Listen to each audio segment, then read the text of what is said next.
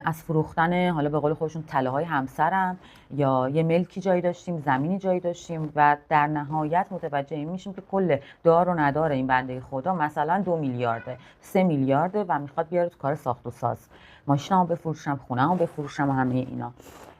جوابی که من دارم و با خیلی از همکارا صحبت کردیم به این نتیجه رسیدیم و من ترجیح دادم در قالب یه ویدیو براتون وایرال کنم اینه که به خیلی چیزا بستگی داره. اینکه شما بیای دار و ندار تو بفروشی بکنی 3 میلیارد بعد بخوای اونو بیاری تو کار ساخت و ساز، نه، من اصلا اینو پیشنهاد نمیکنم.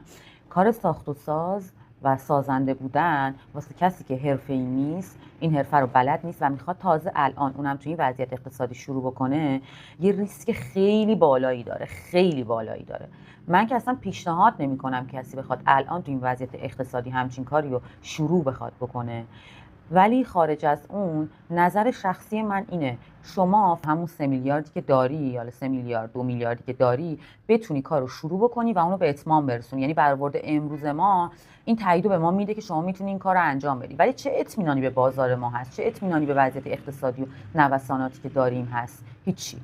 شما میای به یه تعدادی آدم قول میدی که یه تعدادی واحد بهشون تحویل بدی، اما با کوچکترین نوسانی که اتفاق میفته شما نمیتونی این کار رو انجام بدی و در نتیجه هیچ پشتوانه مالی هم نداری. برای همینه که میگم باید یه پشتوانه مالی خوب داشته باشی که اگر یه نوسانی اتفاق افتاد شما بتونی مقروض نباشی، بتونی واحدها رو تحویل بدی. فقط در این صورتی که شما میتونی شروع بکنی این کارو، در غیر این صورت به نظر من اشتباهه.